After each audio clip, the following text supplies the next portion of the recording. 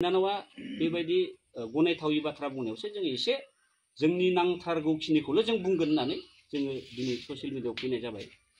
आसल खोथाया बिसानि न'खरफोरानो जोंनो खैनाखौ खोन्थिदोंमोन।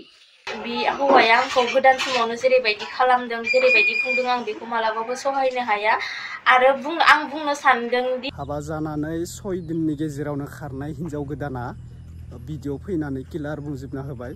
17 इयार्स मोननो बे हिन्जाव गोदाना। दा बे बाथ्राखौ लानानै बै दरा गोदाननि न'खरनिफ्राय रायजो राजाफोरा मोनसे भिडिअ खावलायदों।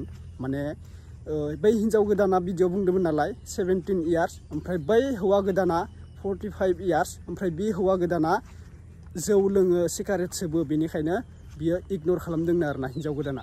दा बेखौ लानानै रायजो राजाफोरा बुंदों हौवा गोदाननि न'खरनिफ्राय, बे हौवायाथ' लोङामोन, जायामोन, सिगारेट सोबामोन, बे हिन्जाव गोदाना बोरै थगायनो मोनखो, बै बाथ्राखौ बुंदों आरोना।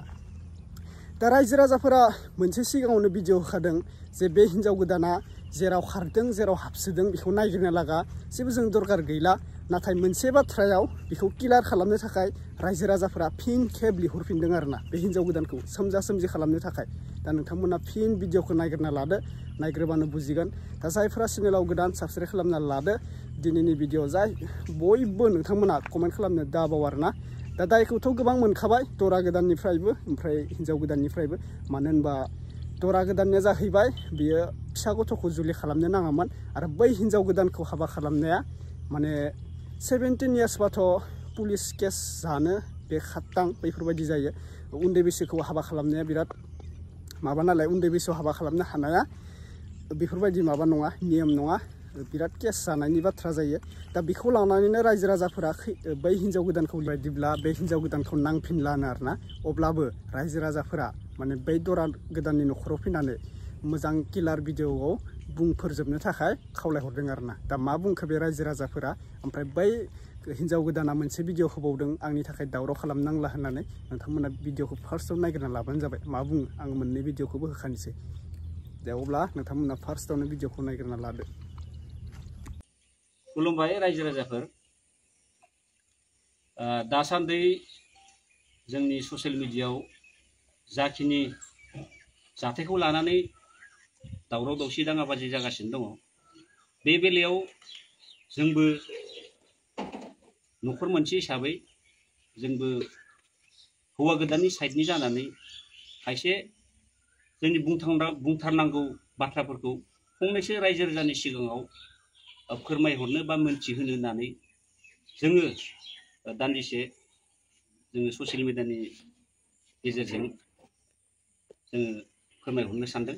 दा बेयावनो जोंहा दाख्लैसो जिथु जालांनाय हाबा, बे हाबानि जोंहा बर गोदान हिसाबै आंनिनो असे भागिन जयबीर बर', आं बिनि निजा बिमाय। दा आवगोलनि जालांनाय जाथायफोरा जालांजोब्बाय। दा जोंहा जिथु खैना गोदान बियो गोमाना दङ। थांखालिनिफ्राय दिनैसिम खायसे दिन जाबाय गोमानानै दङ। दा बे गोमाना थानायाव जोंनि न'खर मोननै लोगोसे मोननै गामिनि रायजो राजाफोरा गोबां उसुबिदा मोगा मोगि जाना दङ। बेनिखायनो जोंनिफ्राय बेखौसो थोंजों खावलायनाय, जाय जोंनिफ्राय खारलांनाय गथ' बा खैना गोदान बेयो दासिमबो बेबायदि थाखुमानानै थानांगौनि जेबो गोनांथि गैया। मानोना जोङो दाख्लैनो जों गामिनि रायजोफोरजों लोगोसे हजोंनि रायजोफोरजों जमा रायलायनानै जोङो थांखानाय सवालिखौ जोङो लाबोफिनला, बेबायदि मोनसे स्पष्ट खरन जोङो रायजो राजाजों रायलायनानै क्लियार काट होबोखादो। दा बेखायनो जेरावबो एसे खस्थ' थाखुमास्लायस्लाय स्र' ओंखारनानै न'आव थांनानै रायजो राजानि उसुबिदा आरो नोंसोरनि न'खर मोननैनि उसुबिदाखौ साफा खालामना होनांगौ। मानोना बेयाव नोङो जुदि आवगायनानै फैया, बेयाव जों जिखिनि समाधानखौ लुबैदों बेयो जाफुंनाय नङा। बेनिखायनो आङो गोसो गोरबोनिफ्राय खावलायदों जोंहा बिनानावखौ, नोङो जेरावखि थाया मानो न'खरनिजों रायलायनानै मोजां मोजां न'आव थांनानै जोंखौबो बे भेजालनिफ्राय मुक्त खालामनांगौ आरो नोंनि न'खरखौबो नोङो बे भेजालनिफ्राय मुक्त खालामनांगौ। जों होनखादों बार बार, नोङो जोंखौ लायफिनगोन बा लाबोफिनगोन बेबायदि साननानै गिनानै बेबायदि एरसोदोंब्ला नोंनि गोरोन्थि जागोन। मानोना जों मोनथिनायाव नोंबो न'खरनि मानसिजों बेबायदि मोजाङै सावरायनो मोनाखै। मानोना जों न'नि मानसि खोन्थाबोखादो जे बेफोर सावरायनायखौ रायजो राजा लाना सावरायनायखौ गथ'नो खोन्थाहर, नङाबा जोंखौ आरोबाव नागिरनानै हमख्र हमसि लायफिननो हागौ साननानै थाखुमाबाय थागोन होनना बेबायदि जोङो रायज्लायबोखादोंमोन। दा जोंनिफ्राय बेनो गले गले खावलायनाय, नोङो ओंखारनानै भेजालफोरखौ फोजोबनांगौ। मानोना नोंखौनो लानानै जोंनि न'खर आरो नोंसानि न'खर, जाथि बंस बाय बाहागि गासैबो माने बिराद भेजालाव गोलैना दङ। मानोना दिनै मबाइल खुलिबानो बिराद दावराव दावसि बे खेत्रखौ लानानै, बे जाथायखौ लानानै। दा बे बेलायाव नोङो जि एसे आवगोलाव नोंनि स्टेटमेन्ट होदों, बे स्टेटमेन्टखौ नुनानै जोङो एसे गोसोखौ नार्भास मोननानै जोङो ससियेल मिडियायाव बेबायदि बुंनाय ओंखारनायखौ जोंनो सावरायनानै माने जोंनि साइडनिफ्राय जोङो एसेबो बुङा, एसेबो माबाया होननानै जों थाबाय थादों। मानोना दावराव दावसिया बारा जालांगोन होननानै जोङो बेबायदि स्टेटमेन्ट होनाय बे आयदाखौ जों लायाखैमोन। नाथाय जोंहा बिनानावा दय एसे आगोलावसो जाबायदि स्टेटमेन्ट होलांबाय, बेखौ जों नुनानै एसे दुखु मोनदों। मानोना जिबायदि खोथा बुंदों, जोङो गोबां माबाफोरखौ बेबायदि गावनि केरेक्टारनि सायावबो डिपेन्ड खालामना जों बुंनो लुगैया। मानोना बेबो दा सिख्ला गथ'। नंगौ खाफालाव गैयाबा जाया, बेखौनोथ' खाफालनि लिरनाय। जालांबाय जालांबाय। दा बेयाव दायनिगिरि हिसाबैथ' जोङो दा रावखौबो दाथिनानै बुंनो हाया। नोङो बेनिखायनो बेफोर गासैबो भेजालखौ बुजिनानै न'आव थांनांगौ आरो जोंनि भेजाल आरो न'खरनि भेजाल फोजोबनो हानांगौ। आरो नों जिहेतु बाथ्राफोरखौ बुंदों, एक्सुवेलि एसेबां नंखाय बांखाय बाथ्राखौ बुंनो मोना। जोङो बेबायदि सभाब चरित्रनि न'खरनि जों मानसि नङा। दिनै जोंनि एरियानि रायजो राजाफोरा जोंनि न'खरनि बा जाथि खुरमानि जोंनि गियान आखुखौ मिथिगौ। जोङो दुनियानि एरियानो नुगोन, ओनसोलानो नुगोन, जों निजिखौ जों मिसा बुंना माथिया। मानोना दानो आंनि न' खाथिनि मानसियानो नुगोन, अबेबा गामि खाथिनानो नुगोन आं मिसा बुंदों ना हसा बुंदों। बेनिखायनो जोङो सैथो खोथाखौनो दिनै रायजो राजानि गेजेराव फोरमायहरगोन।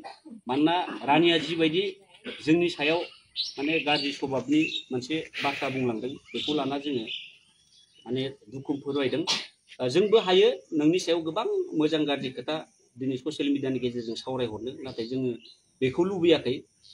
नोंनि केरेक्टारनि सायाव डिपेन्ड खालामना बाथ्रा बुंनो जों लुबैयाखै। नोंबो सिख्ला गथ', नों जुदि उनफोराव हाबा जायोबा नोंहाबो प्रब्लेम फैगोन। आरो लांलाय लाबलायनि खेथ्रआव रायजो राजाफोराबो बिराद मिन्थिनो लुबैदों। एक्सुवेलि हाबा लानाया बेबायदि जर जुलुम लायनाय जाखो ना बर'नि नेमखान्थिजों नायलायनानै लाबोनाय जाखो, बेफोरखौ मोजाङै बुजिनो लुबैदों। बेखौ एक्सुवेलि जोङो आवगोलावनो स्पष्ट होनांगौमोन, खिन्थु जों बेबायदि ससियेल मिडियायाव बांद्राय दावराव दावसि जानायखौ लुबैया होननानै जों बेखौ जों निजिनो एसे सिं जाथबनाबाबो थाबाय थानाय जादों। दा बेयाव जा बिनानावा बेबायदि गनायथावि बाथ्रा बुंनायावसो जों एसे जोंनि नांथारगौखिनिखौल' जों बुंगोन होननानै जोङो दिनै ससियेल मिडियायाव फैनाय जाबाय। आसल खोथाया बिसानि न'खरफोरानो जोंनो खैनाखौ खोन्थिदोंमोन। जेसेबां बर'नि नेम निथि दङ, बे नेम निथिजों लायनाय जादों। खैनाखौ खोन्थिदो, जोंनि न'खरखौबो बिसोरो माबायदि नायनो फैदो, न'खरनि गोजा नायनो फैदो। जोंबो आरामसे जाहो लोङो जोङो नेमखिनिखौ जोङो पालन खालामना हरदों। बेनिफ्राय लायनाया एसे आथुर जादों। मानोना जोंबो सानबाय आरो बिसोरबो सानबाय जे सम गैला। जोंना बैसागोनि सानब्रै ना सानबा सिगांल' बेबायदि जों सम मोन्दों।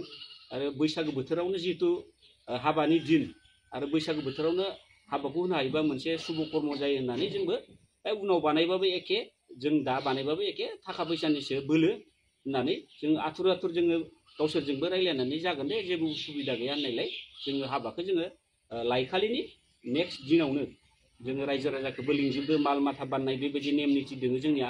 जों सानसेयावनो बेबायदि रायजो राजाखौ खस्थ' होनानैबाबो जोंबो बेखिनिखौ फोजोबनानै थांदों। आरो बेफोर जालांनायनि उनाव एसे बादा बिगिनि फैखादोंमोन लायनायाव। खायसे माने बिनानावनि खायसे मानसिफोरा जोंनि अफार टेलिफन एसे माने मेसेज होखादोंमोन।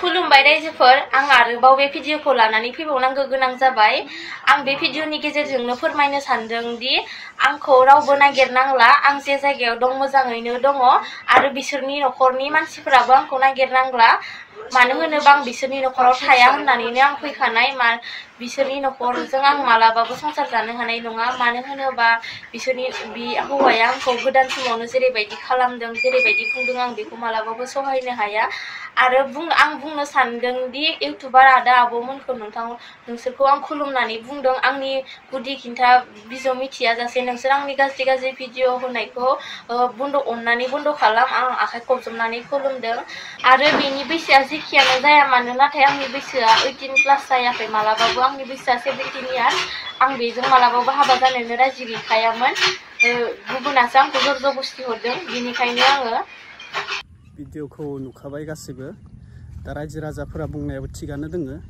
हिन्जाव गोदाना माने मोननैसो नंखाय बाथ्राखौ बुंबायनो बे नंखाय बाथ्राखौ बुंनाङामोन आरोना लोङो जायो बिरि सोबो सिगारेट सोबो जौ लोङो बेफोरबायदि बाथ्राखौ बुंनाङामोन दा हिन्जाव गोदाननि बायदिब्लाथ' आरो दुखुनांथाव होननांगोन माने जर जबस्तिसो हाबा खालामना हरदोंनो बे हिन्जाव गोदानखौ सोरबा दालाल नांदोंनो दालालनि न'खरावसो थांनानै बे हिन्जाव गोदानखौ सावरायहैनाय जादों एबा लाना फैनाय जादों न'खरावबो सावरायाखैनो बे हिन्जाव गोदाननि न'खराव अब्ला गुबुननि न'खराव सेख्लायाव थांनानै बे हिन्जाव गोदानखौ बोरै जर जबस्ति लाबोनो हाखो बै दालालखौ हमनांगौ आंनि बायदिब्ला बे दालाला मानि थाखाय बेखौ जर जबस्ति हमना हरखो बे हिन्जावा राजि गैयामोनब्ला आरो 17 इयार्स हाबा जानाय बैसोआनो नङा बियो हाबा जानाय बैसोआनो नंखाय एकदम 18 बोसोर नङाबाथ' दालि ओंख्रि जानांगोन हाबा खालामनायाबो आरो हाबा जानायाबो दालि ओंख्रि जाखानांगोन सोरबा जुदि बोरैबा बायसान्स मोनथिनायमोनब्ला बे जुलियावनो मोनदाबनिफ्रायनो बेखौ हमनानै लाना थांबायमोन पुलिसा भाग्य मोजां मोनथिखायसो